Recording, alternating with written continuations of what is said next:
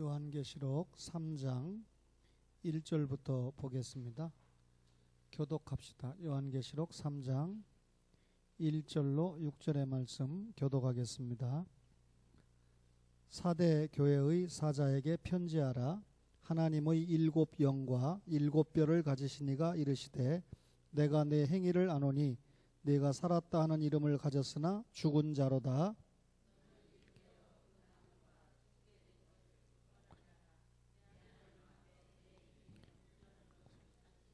그러므로 내가 어떻게 받았으며 어떻게 들었는지 생각하고 지켜 회개하라. 만일 일 깨지 아니하면 내가 도둑같이 이르리니 어느 때 내가 이를는지 내가 알지 못하리라.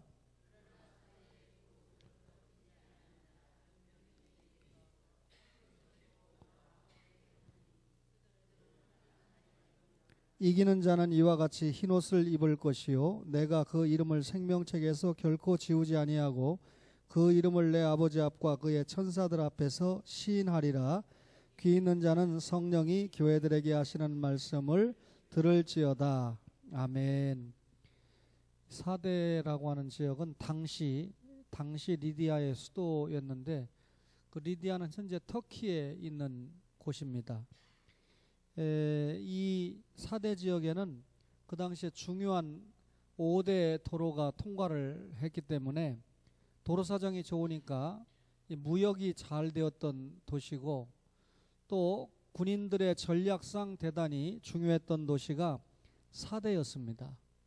이 사대가 고지대에 있는데 이 고지대 위에 240m 정도를 더 올라가면 이 성체가 있었습니다. 그러니까 전쟁이 일어나도 그 고지대 위에 또 240m를 올라가는 그 지역에 이 주민들의 아주 안전한 피난처가 됐고 또 이 사대를 무너뜨리기 위해서 왔던 사람들이 도무지 무너뜨릴 수 없는 난공불락의 성이 사대였습니다.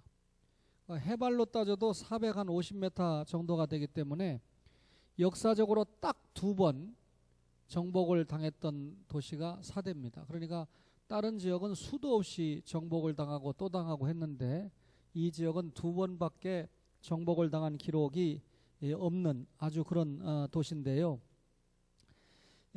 완성이 되지 않은 아데미 신상이 있었고 또 이 1,000여 개의 언덕에 무덤이 있었고 또 사벨리 여신을 섬겼던 그런 곳입니다.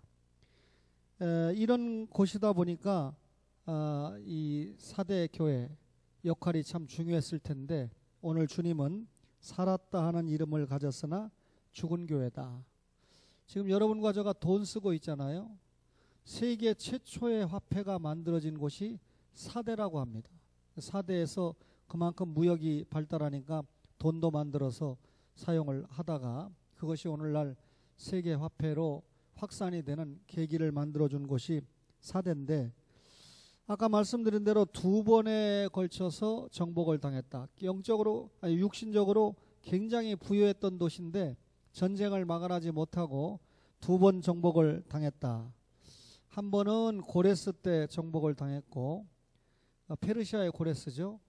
한 번은 이 헬라의 안티오코 에피파네스 때 정복을 당했는데 좀 이따 말씀을 드리도록 하고요. 오늘 이 본문에 보면 사대교회에 주님이 계십니다. 그렇죠? 사대교회에 주님이 계시다 그랬습니다. 이 사대라고 하는 도시가 어떤 도시일까? 사대라고 하는 도시가 지금까지 제가 말씀을 드렸습니다. 사도 요한의 전도에 의해서 세워진 교회가 사대교회다 이렇게 알려졌는데 성경적으로는 입증하기가 어렵습니다. 바울이 전도해서 세워진 교회는 분명하게 알 수 있는데 사도 요한이 전도해서 세워졌다라고 하는 것은 이 성경 외의 기록에서 밝혀지고 있는데 멜리토라고 하는 사람이 이 교회의 감독이 돼서 명성을 대단히 떨쳤던 교회가 사도교회인데 그렇다면 멜리토라고 하는 사람이 그 당시에 유명한 인사 중에 한 사람이었다라고 하는 말입니다. 요한계시록 3장 거기 1절에 보니까 일곱 영과 일곱 뼈를 가지신 이가 그랬습니다. 여러분, 하나님의 일곱 영을 가지신 주님으로 나타났는데, 여기 영은 성령님을 말하고, 성령님을 말할 때 일곱 영이라고 하는 말은 완전한 영이라는 뜻입니다. 그러면 완전한 성령님을 붙들고 계신 주님으로 나타났다, 그 말이죠. 여러분, 사실 주님이 하시는 일을 누구를 붙잡고 일하십니까? 성령님을 붙잡고 일하신다, 그런 의미가 되겠습니다. 그러면 성령님께서 여러 가지 일을 하시는데 아주 중요한 일이 뭡니까? 우리로 하여금 내적인 생명을 확증시키는 일이죠. 저와 여러분이 예수 믿고 구원받았다라고 하는 것이 성령님을 통해서 믿어지게 되고 깨닫게지는 거 아닙니까? 이런 이 일곱 영을 가지신 주님이 나타나셨는데, 한 손에는 일곱 별을 가지신 주님으로 소개가 됩니다. 여기 일곱 별이라고 하는 것은 일곱 교회의 사자를 말합니다. 다시 말하면 4대 교회 일꾼들을 붙잡고 계신, 좀 더 구체적으로 말하면 완전한 성령님을 통해서 4대 교회 일곱 사자들을 붙잡고 4대 교회 일꾼들을 붙잡고 일하는 주님으로 나타나셨다. 초원교회로 말하면 하나님께서 성령님을 통해서 초원교회를 붙잡고 계시고, 초원교회 목사와 여러 직분자를 붙잡고 일하시는 그런 주님으로 나타나셨다, 그 말입니다. 그러니까 교회와 사자가 주님의 손에 붙들린 거죠. 그런데 이런 주님이 오셔서 4대 교회 책망이 있었는데요, 3장 1절에 보니까 내가 내 행위를 아노니 내가 살았다 하는 이름을 가졌으나 죽은 자로다 그랬습니다. 교회가 살았다 하는 이름을 가졌으나 죽은 교회다. 영적으로 빈사 상태를 맞이했다, 그 말이죠. 여러분, 교회, 어떤 교회가 죽은 교회입니까? 진리에 대한 신앙, 진리에 대한 열망이 죽은 교회가 죽은 교회죠. 경건의 모양은 있다고 하면서도 경건의 능력은 전혀 없는 그런 교회를 말합니다. 기도하는 사람은 있는데, 전도하는 사람은 있는 것 같은데, 예배드리는 사람은 있는 것 같은데 경건의 모양은 있죠. 그 사람이 전혀 영향력이 없는, 경건의 능력이 없는 교회를 죽은 교회다. 여러분, 어떤 교회가 죽은 교회입니까? 과거의 명성만 앞세워요. 사람들 가운데 우리 할아버지는 장로님이셨어, 선교사님들이 복음을 전해줘서 예수 믿었어. 근데 그렇게 말하는 사람이 지금은 나는 그렇게 못한다, 그걸 얘기하고 있는 거 아니에요. 과거를 들어서 자랑하는 거죠. 교회가 현재를 자랑해야 되는데 과거에 우리 교회는 이런 몇천 명 모이는 교회였어, 혹은 과거에 우리 교회는 세계 선교를 감당했었어. 지금은 그렇게 못한다는 거죠. 따라서 명성만 가지고 현재는 생명을 잃어버린 교회를 살았으나 죽은 교회다, 이렇게 말할 수 있습니다. 교회가 생명보다 형식을 중요시할 때 그것은 여러분 죽은 교회라고 말할 수 있습니다. 교회의 일이 주님의 일이 돼야 되고, 주님의 일을 감당하는 데 있어서 교회의 법이나 교회의 제도보다 더 중요한 게 뭡니까? 성경입니다. 근데 성경 말씀보다 사람의 생각을 앞세운 제도나 사람이 만든 법을 앞세우는 것은 잘못됐다. 이 로마 천주교회는 성경의 말씀보다 로마 교황청에서 말하는 교황의 말을 동등시하거나 더 우위에 두고 있지 않습니까? 그동안 또 교회가 모여서 하는 결정을 성경보다 더 우위에 두고 있지 않습니까? 이런 경우를 살았으나 죽은 교회다, 그렇게 말할 수 있습니다. 4대 교회는 확실하게 공명주의에 빠져 있었습니다. 여러분, 내용이 없는 이름을 가지고 있다. 4대 교회라고 하는 이름을 가지고 있으면 그에 합당한 하나님의 일을 감당을 해야 되는데 전혀 하나님이 원하시는 일들을 감당하지 못하는 그런 교회였다, 그 말이죠. 따라서 4대 교회는 현실적으로 안일주의에 빠져 있었던 교회입니다. 황제 숭배 때문에 엄청난 박해를 받은 교회가 아니었습니다. 니골라당의 길이, 니골라당이라고 하는 이단이 따라오라고 선동하는 그런 교회도 아니었습니다. 그동안 우리가 공부했던 이세벨주의의 관계가 있었던 교회도 아닙니다. 발람의 교훈도 없었어요. 유대인의 중상모략도 없었습니다. 그렇다면 사대 교회는 한마디로 말하면 평안한 교회였는데, 여러분이 평안이라고 하는 말을 두 가지로 설명할 수 있는데요. 전쟁을 해서 얻어진 평화가 있습니다. 로마가 세계를 정복해서 로마가 너무 세니까 정복을 당한 나라는 달라들지를 못해요. 정복을 당한 나라만 달라들지 못하니까 로마만 전쟁을 안 하고 괴롭히지 않으면 평화가 옵니다. 그걸 팍스 로마나라고 그러죠. 우리는 이 팍스 로마나가 아니라 여러분 이 예수 에이레네입니다. 예수 평화죠. 예수님을 통해서 죄 문제를 해결받고 하나님을 사랑하고 이웃을 사랑하는 가운데 오는 평화죠. 근데 이 사대교회는 물질적으로는 잘 살았습니다. 그러니까 물질적으로 잘 살고 잘 믿고 잘 사는 가운데 누리는 평안인데, 여러분 그 평안은 영적으로 죽은 평안이었습니다. 예수 믿는 신자가 우리가 의식주 문제 잘 해결받고 잘 먹고 잘 살면 그것으로 우리가 평안합니까? 육적인 평안보다 더 중요한 게 영적인 평안이죠. 오늘 오전에도 설교를 들었지만, 따라서 사대교회는 성도들이 누리는 영적인 평안이 없이 인간적인 평안, 물질적인 평안, 건강의 평안, 세상적인 평안만 있었다는 거죠. 그러니까 살았으나 죽은 교회라는 평을 받았습니다. 여러분, 주님의 책망이 있었던 거죠. 만약에 우리 초원교회 오셔서 주님이 너희 초원교회는 살았으나 죽은 교회다 그러면 여러분과 저가 당장 무릎을 꿇어야 되고 회개해야 되고 그럴 거예요. 그런데 지금까지 우리 교회가 걸어온 모습을 보면 주님께서 그렇게 하지 않으실 겁니다. 교회 이전을 놓고 당회가 만장일치로 가결을 했습니다. 오늘 공동의회를 하면서 한 성도도 반대를 하지 않고 만장일치로 가결이 됐다는 건 아마 우리 한국 장로교회 역사에는 없는 일일 것이다. 어떤 교회든지 왜 멀리 가느냐 여러 가지 이유를 달게 될 텐데, 하나님의 기도 응답이라고 생각하고 또 하나님께서 우리에게 더 많은 주님의 일을 요구한다고 생각하니까 모두 다 믿음으로 반응한 모습이 우리 교회의 모습입니다.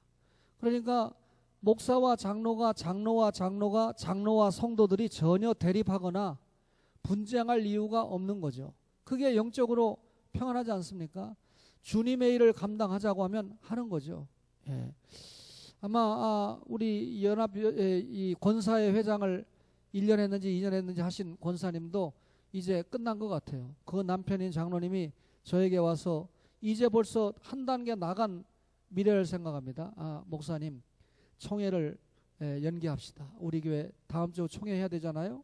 그리고 그 교회랑 합쳐지면 총회를 그 교회랑 합쳐서 하되, 그 교회가 권사회장이 있으면 권사회장 그 회장을 세워놓고 우리는 다 내려놓고 그 조직으로 들어가고, 그 교회 여전도회가 있으면 여전도회 조직을 다 살려놓고 우리는 회장은 당신들이 해라. 우리는 총무나 자리가 있으면 서기 같은 거 해서 열심히 돕겠다. 이런 자세로 가야 된다는 거죠. 여러분, 설교 중이지만 제가 말씀드렸는데 여러분들이 아멘을 하니까, 만약에 우리가 합동의 역사를 곧 이루게 되면 제가 현재 여기 있는 분들은 아는 체를 해야 될까요? 모르는 체 해야 될까요? 예, 아는 체 안 해도 된답니다. 지금 그게 정답이에요. 그분들이 새로운 담임 목사를 맞이하게 되는데, 세상 말로 말하면 여러분들은 내가 데리고 들어가게 되는 겁니다. 그리고 자기들을 이끌었던 담임 목사는 파송을 받게 되니까 자기들은 영적으로 고하다 이렇게 생각할 수 있는데, 제가 여러분들을 신경 쓰지 않고 그분들을 신경 쓰고 그분들을 만져줘야 교회가 빨리 하나가 될 수 있죠. 오늘 이 조현웅 집사님이 저는 교회를 다니면서 일생에 2번 연합하는 것을 보게 됩니다. 그러면서 자신이 먼저 다녔던 교회는 연합에 실패했습니다. 그러면서 자기는 이 다리가 불편하니까 차만 보내주면 교회 얼마든지 오겠습니다 하시면서 하는 말이, 왜 실패했습니까? 제가 물어보니까 들어가신 목사님이 앞에 있었던 분들을 차별했다는 거예요. 예, 저도 차별하겠습니다. 여러분은 모르는 체하고 그분들은 아는 체하고. 그럼 우리가 믿음으로 교회 살리는 거죠. 그렇죠? 어제 만난 박 목사님은 그런 얘기 하더라고요.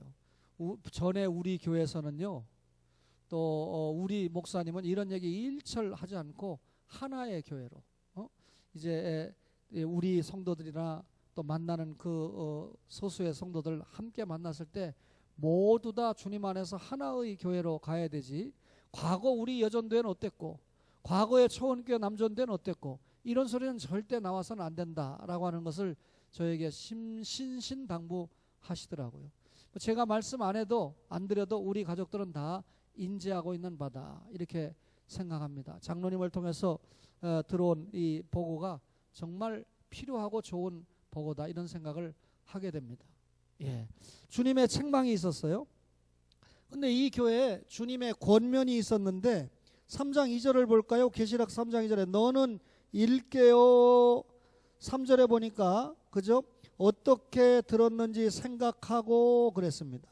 여기 일깨어 이 말은요, 정신 차리라는 말이잖아요.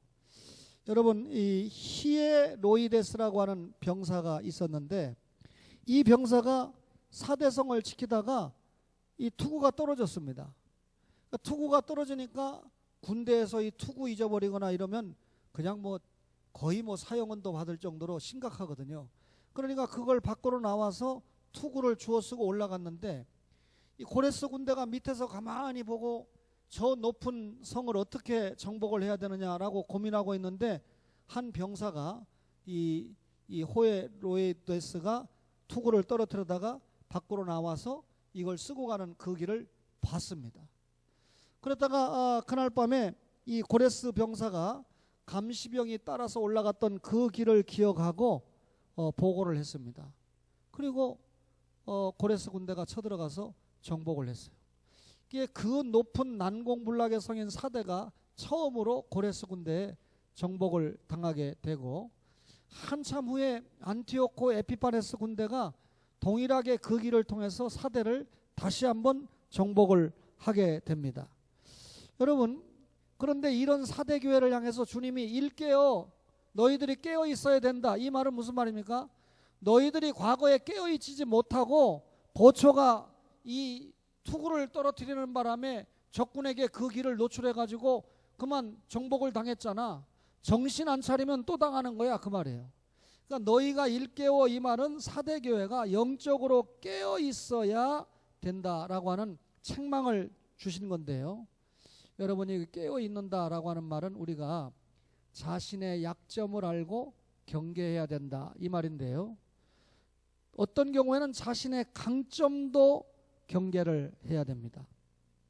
자신들이 가지고 있는 강점을 가지고 겸손하지 못하고 교만에 빠질 때 영적인 빈사 상태에 빠지는 것 아닙니까? 이런 일이 우리 교회에 없었는데 합동을 결정하고 나니까 마이크 소리도 이상해지네요. 참 이상하네, 그죠? 지금까지 이런 일이 없었는데. 여러분, 주님은 깨어라 이렇게 권면했습니다. 그러면 4대 교회에만 주신 말씀일까요? 이 말씀이 오늘 여러분과 저에게 주시는 말씀이기 때문에 성경에 기록되어 있는 거죠. 그렇다면 오늘 설교하는 목사나 말씀을 받는 여러분들에게 동일하게 주님은 깨어 있어라 이렇게 말씀하고 있는 겁니다. 여러분과 저가 계속해서 영적으로 깨어 있는 신앙생활 하시기를 간절히 바랍니다. 그 다음에 너는 생각하라 그랬는데 3절에 보니까 어떻게 들었는지 생각하고, 이 생각하고라고 하는 이 원어를 보면 현재 진행형입니다. 현재 진행형이라는 건 무슨 말이죠? 사대교회 주시는 말씀에 너는 생각하고, 이 말은 너는 지금도 계속해서 생각하고 한시도 잊어서는 안 된다, 그 말이죠. 그러면 무엇을 생각하라는 말입니까? 어떻게 받았는지를 생각해라, 그 말인데요. 여러분, 우리가 가지고 있는 믿음을 어떻게 받았는지를 생각하라, 그 말인데, 여러분과 저가 믿음을 어떻게 받았습니까? 하나님의 선물로 받았습니다. 우리가 노력을 내서 받았다면 주의를 잘 지켜서 믿음을 구원을 받았고 11조 생활을 잘해서 구원을 받았다면 내가 잘해서 구원받은 거잖아요. 그러니까 이 감사할 일이 없습니다. 그런데 하나님의 은혜로 내 공로와 관계없이 믿음을 선물로 받았고 구원을 선물로 받았으니까 감사하지 않습니까? 그러니까 주님이 너 생각해라 이 말은 네 노력으로 네가 믿음을 가졌거나 네 노력으로 구원을 받은 것이 아니라 하나님의 은혜의 선물로 믿음과 구원을 받은 것을 생각하라는 겁니다. 따라서 이 믿은 거 들은 것을 생각하면 하나님 앞에 감사할 것밖에 없죠. 너는 생각하라 그렇게 권면했고요. 3장 3절에 보면 너는 지키라 그렇게 권면했는데 어떻게 들었는지 생각하고 지켜 그랬습니다. 이 지킨다라고 하는 말은 유지하여 붙잡는다 그런 말이죠. 여러분과 제가 알고 들은 복음을 끝까지 지켜야 된다 그 말입니다. 여러분 복음에 보니까 부모에게 공경하라 그랬습니다. 한 번만 공경하면 되나요? 부모에게 공경하라 라고 하는 것은 부모님이 살아계신 동안 평생, 또 내가 살아있는 동안 평생이죠. 그렇죠? 그러니까 한 번만 주님의 말씀에 순종하는 것이 아니라 계속해서 순종해야 됩니다. 주님은 사대교회에 지속되는 순종을 요구하셨는데 그것이 내가 지켜라. 내가 받은 믿음을 지키고 내가 받은 말씀을 지키고 내가 받은 구원을 지켜야 된다 그 말이죠. 여러분과 저도 지켜야 됩니다. 이 말은 계속적으로 하나님의 말씀에 순종을 해야 된다는 것이죠. 3장 3절에 보면 회개하라 그랬습니다. 3절에 보니까 생각하고 지켜 회개하라 그랬습니다. 여러분 사대교회가 지금까지 여러 가지 지적을 받았는데 지적받은 사항에서 돌이키는 것이 회개하는 것이죠. 그렇죠? 단 한 번의 영원한 회개. 여러분 우리가 회개에는 두 가지가 있습니다. 구원론적인 회개가 있고 성화론적인 회개가 있는데 여러분 구원론적인 회개가 뭡니까? 처음에 예수 안 믿는 불신앙의 상태를 벗고 성령님의 은혜에 의해서 예수님을 믿고 하나님의 자녀가 되는 중생의 순간 이루어진 것이 구원론적인 회개입니다. 근데 여러분과 제가 구원받았는데도 날마다 생활하는 가운데 알면서 모르면서 범죄하지 않습니까? 이런 죄를 회개하는 것을 성화론적인 회개라고 합니다. 그러면 구원론적인 회개는 일생에 딱 한 번으로 끝납니다. 그런데 성화론적인 회개는 주님 앞에 불려가는 그 시간까지 반복해서 회개가 이루어질 수밖에 없습니다. 그렇죠? 따라서 오늘 이 사대교회를 향해서 너는 회개하라 이 말은 아마 성화론적인 회개를 요구한 말씀일 겁니다. 너희가 주님의 은혜로 주님의 선물로 구원받았는데 왜 하나님의 자녀답게 살지 못하냐? 왜 교회가 이렇게 영적으로 빈사 상태냐?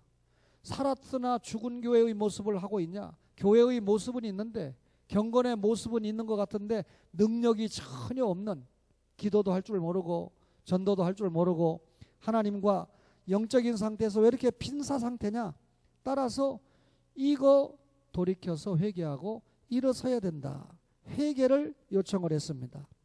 여러분 주님이 회개를 요구하고 있는 그 시간 우리는 소망이 있어요. 여러분 이 자녀가 잘못 가고 있는데 부모가 야 그렇게 살면 안 돼. 일찍 일어나고 일찍 자야 돼. 반찬은 골고루 먹어야 돼. 파란 불일 때 건너야 돼. 그리고 공부도 열심히 하고 건강도 잘 지켜야 돼. 부모가 이렇게 잔소리 해주고 또 깨우쳐 줄 때 소망이 있는 거 아닙니까? 아버지 어머니가 안 계시면 아예 그런 말 안 합니다. 또는 아버지 어머니가 계셔도 포기해버리면 얘는 얘기해봐야 아무 소용없는 자식이다 그러면 포기해버리면 그 자식은 소망이 없잖아요. 근데 주님께서 사대교회 여전히 회개를 촉구하고 계시다는 것은 회개만 하면 살 길이 열리는 거 아닙니까? 여러분과 저에게 주님이 회개를 요구하실 때 우리가 회개 응하기만 하면 소망이 생기는 거잖아요. 오늘 본문에 보니까 회개하지 않으면 심판이 있다 그랬는데 3장 3절에 보세요. 만일 회개치 아니하면 만일 읽겠지 아니하면 내가 도둑같이 이르리니 어느 때에 내가 이르는지 내가 알지 못하리라 그랬습니다. 주님이 도둑같이 임한다라고 하는 것은 우리가 통상 주님의 재림을 생각할 수가 있어요.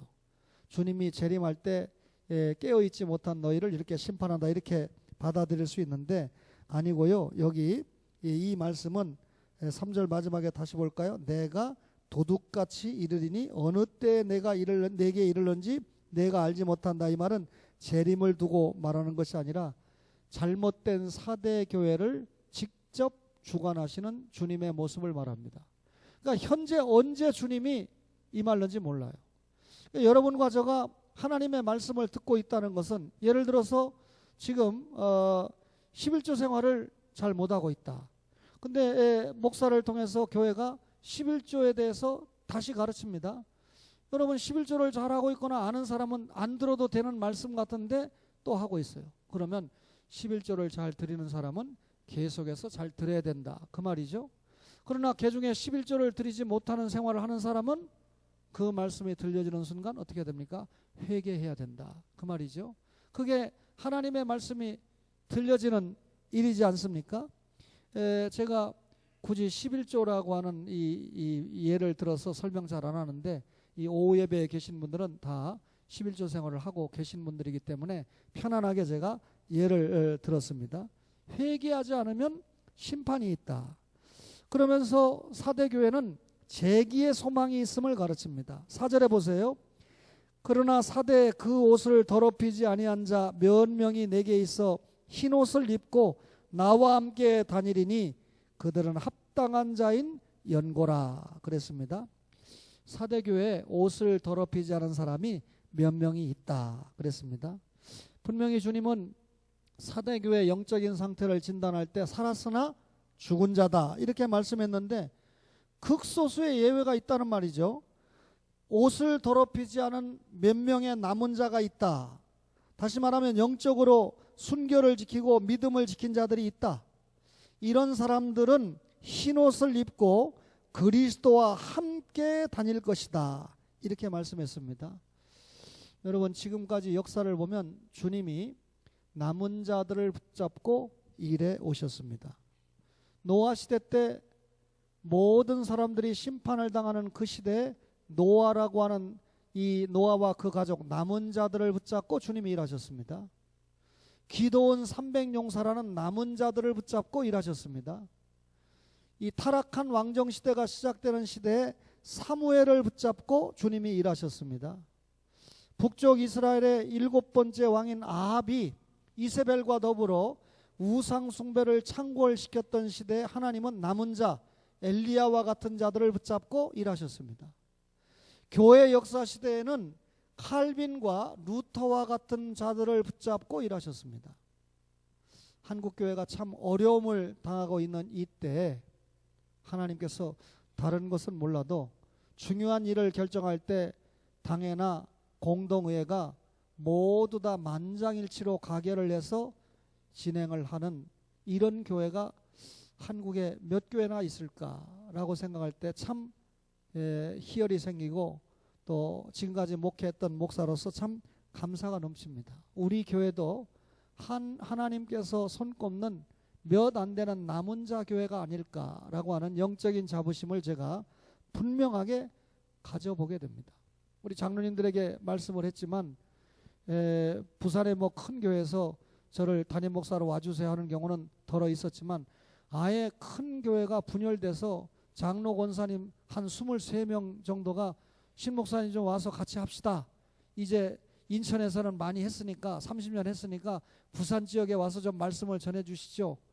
이 이면을 살펴볼 때 얼마나 답답했으면 장로님들이 교회에서 나오고 권사님들이 교회에서 나와서 이렇게 새로운 목회자를 찾을까 하는 생각을 하니까 참 한국교회의 아픈 한 단면을 보는 모습과 같습니다.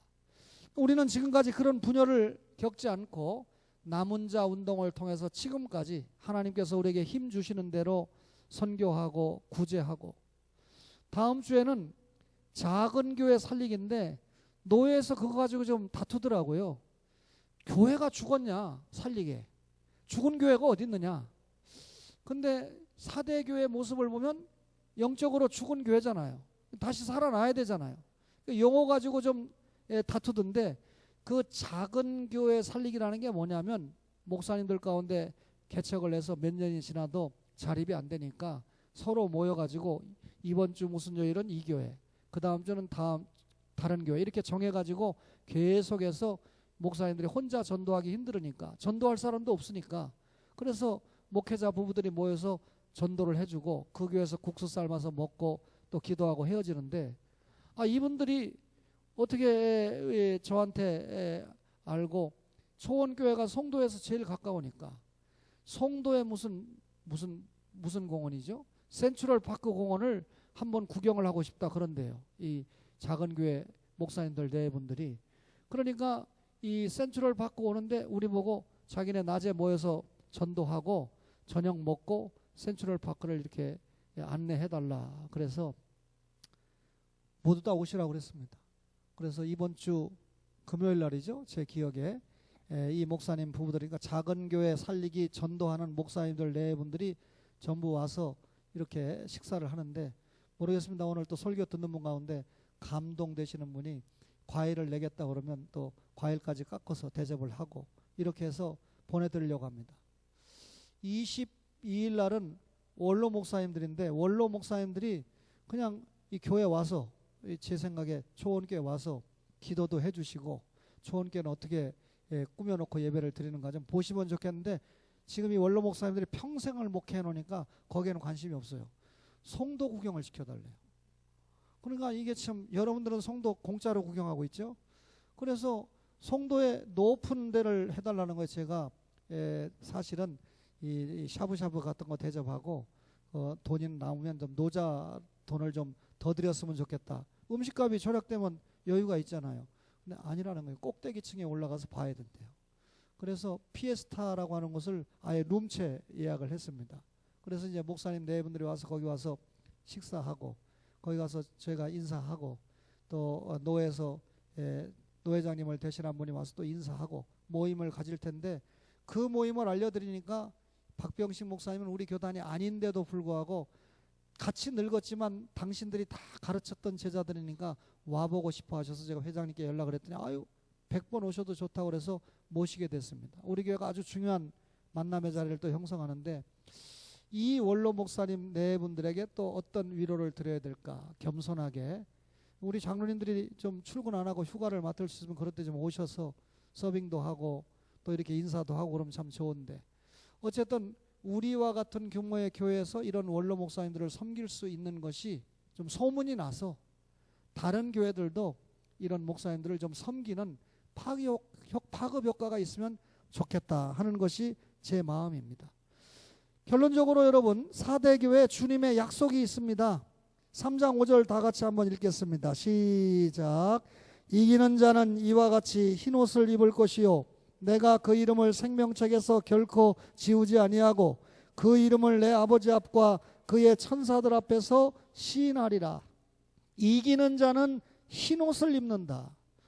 여러분, 이 흰옷은 일반적으로 속죄받은 성도들이 입는 옷을 말하는데, 어린 양의 피에 구원을 받은 성도들은 승리의 생활을 한다, 이런 말씀입니다. 여러분과 저가 예수 믿고 날마다 시마다 때마다 승리하는 모습이 나타나야 되지, 엎어지고 자빠지고 시험에 빠지는 모습을 보이면 안 되잖아요. 그 다음에 그 이름을 생명책에서 반드시 흐리지 않는다. 3장 5절에 보니까 그 이름을 생명책에서 결코 지우지 않는다. 임선분 집사님이 교회를 오래 다니셨습니다. 그러나 마지막에는 병석에 누워서 뭐 2, 3년 이상 교회 출석을 못하고 그냥 이 치료 아닌 치료를 받으면서 누워 계셨죠. 그런 경우에는 어떻게 되느냐, 한번 하나님께서 구원시켰으면 견인이라고 그러죠. 끝까지 주님께서 붙들어 주신다. 한 번 중생받고 그 이름이 생명책에 기록된 자는 결코 지워지는 법이 없다. 이 말씀을 붙잡고 우리가 마지막에 돌아가시기 전에 교회도 못 나오고 신앙생활을 못했지만 결코 지옥 같다고 설교하지 않습니다. 성도의 견인구리를 믿기 때문이죠. 주님께서 우리의 이름을 생명책에서 결코 지우지 않는다. 엄청난 소망의 약속이죠. 마지막으로 그리스도께서 하나님 아버지와 천사들 앞에서 시인한다. 3장 5절에 보니까 그 이름을 내 아버지 앞과 그의 천사들 앞에서 시인하리라. 주님이 재림하시는 그때 평생 예수 믿고 교회를 통해서 충성했다고 그러는데 주님이 하나님 아버지 앞과 천사들 앞에서 나 저 사람 모릅니다. 다시 말하면 예수님의 십자가 보혈을 믿고 구원받은 자만 하나님의 자녀가 되는 거잖아요. 근데 누가 변호사입니까? 누가 보증인입니까? 예수님이. 저 사람 하나님과 천사들 앞에서 시인한다. 이 말은 저 사람 내 십자가 보혈 믿고 구원받은 사람 확실합니다. 이 말이고요. 만약에 예수님께서 시인하지 않으면 저 사람은 내가 흘린 십자가 보혈을 믿은 사람이 아닙니다. 지옥 갈 사람입니다. 그 말이잖아요. 그런데 주님의 약속 가운데 그 이름을 예수님이 하나님 아버지와 천사들 앞에서 시인한다. 이 말은 저 사람은 분명히 하나님의 자녀입니다. 하늘 시민의 자격이 있습니다라고 시인해 주는 거잖아요. 사대교회 주신 말씀을 생각하면서 여러분과 저가 형식주의 신앙생활을 하는 것이 아닌가. 내용적인 신자가 돼야 되는데 겉만 신자의 모습이 아닌가. 다시 말하면 주일에 교회 와서 예배는 드리고 앉아있지만 월요일부터 토요일까지의 생활을 보면 전혀 불신자들과 구별이 안 되는, 식당에 가도 기도할 줄 모르고 또 언어를 사용해도 전혀 이 주님의 자녀다운 언어를 사용하지 못하고 자기의 입속만 챙기고 양보하지 못하고 이런 그 신자의 모습을 하고 있는 것이 아닌가 한번 돌아봐야 된다. 그 말이죠. 진리에 대한 갈망을 하면서 영적으로 성장하기를 몸부림치는 여러분과 저가 되어야 된다는 말씀으로 주님은 사대교회 말씀을 주셨다. 그렇게 생각합니다. 살았으나 죽은 교회가 아니라 살아서 주님이 역사하시는 교회, 살아서 주님의 영광을 위해서 힘있게 사명을 감당하는 축복의 초원교회가 되기를 주님의 이름으로 간절히 바랍니다.